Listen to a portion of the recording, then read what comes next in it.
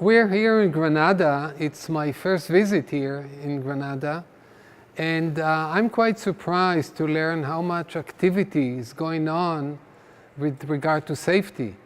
I've traveled around the world and I've seen many safety programs in essentially all continents, in Europe, in North America, South America, Australia, and so on. And Andalusia and Granada really stand far above most what I've seen in terms of the commitment of the government to take sort of responsibility for worker safety and improve it. The pavilion here, which is quite impressive, and the people I'm meeting, I'm learning a lot. So that's really a very worthwhile visit for me, and I assume for everybody who is interested in safety. Safety climate and safety culture have become one of the most important activities now in the prevention of accidents. There is a lot of research now that covers about 400 or 500 studies that indicate that safety climate is pretty much the best predictor of future injuries at the workplace. And it predicts injuries just as good or just as much as safety engineering does. Management and leadership is a strong factor affecting safety culture at the workplace. When a single worker perceives safety to be important, he's going to act safely, which will improve his or her, the worker, safety behavior and will reduce the likelihood of injury. However, if everybody in the unit, in the work group, are going to believe that safety is important and they share this belief, it's become a common belief that everybody believes in, then the effect is going to be a lot more significant, because if everybody believes that safety is important and everybody is acting more safely, the likelihood of injury in the company is going to be reduced, which is the explanation why safety culture is so much more important than the perception of individual workers. When we started to study safety culture, we're not talking any longer about individual perception, but individual perception that everybody agrees, with, and then they act accordingly, and it turns out to be a much stronger impact on safety behavior and on injury. So it's the switch from individual beliefs, individual perceptions, individual understanding of the environment, to a group level or department level.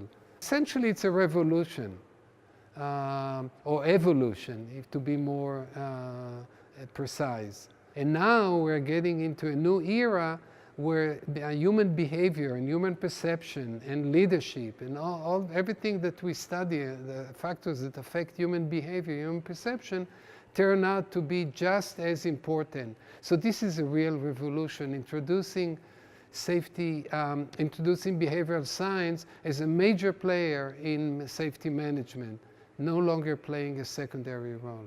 When you watch workers, how they behave when no one is observing them. So if the supervisor is gone, if there are no other workers around, is the worker approaching, a faulty switch? And does he act according to the safety rules, or does it violate safety rules, or does it ignore it altogether? What controls their behavior are their beliefs and values about how should I behave, because this is the right way to do, and not because my supervisor is observing me and can criticize me if I violate safety rule, or can reward me if I observe safety rules. This doesn't tell you about culture. It tells you about simply expected rewards or punishment. And when no one is observing you, you act according to your own beliefs and values that tell you what's right and what's wrong. I'll give an example. If we are driving, I take my wife and children to a vacation, and I'm driving, let's say, to the beach, right? I can drive safely or I can drive unsafely. And a lot of people can drive unsafely with their wife and children in the back seat. So it's possible. Now, why do people do it? Because the likelihood of injury is very small. So if I've been driving unsafely for many years, for 20 years or 30 years, and no accident has happened, I can expose my children, my very children and wife, to hazards. The same goes if I operate a restaurant, right? Because nothing had happened. So no one was burned in my kitchen, you know, so even if my children or my cousins or family members are working in the kitchen, I can really downplay the role of safety because nothing happened for so many years. So culture does play a very significant role even in small companies where most employees are family members. Is how can we change the values, the beliefs that really are the building blocks of culture, that safety is important. It's a challenge. There is no ready-made solutions. But certainly it's possible that even in small companies, culture plays a role.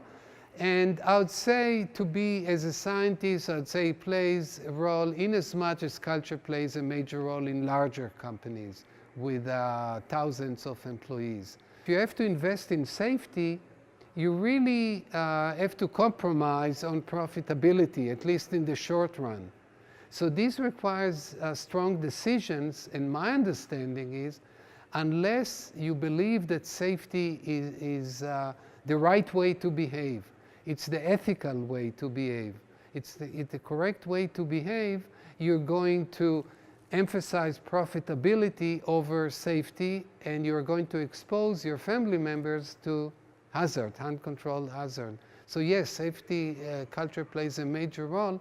And again, I repeat myself, it's a major challenge for us to find ways how to improve safety culture in small enterprises in as much as in large ones.